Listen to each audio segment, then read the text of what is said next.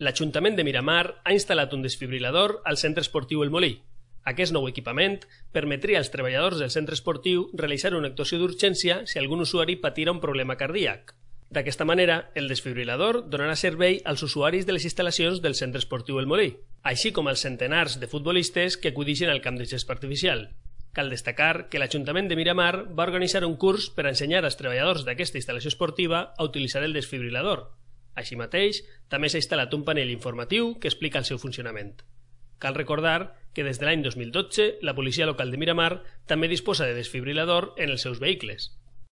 Estem en les instal·lacions esportives. Al fons tenim el centre esportiu El Molí, on està la piscina i el camp de futbol, i aquests dies hem instal·lat un desfibrilador.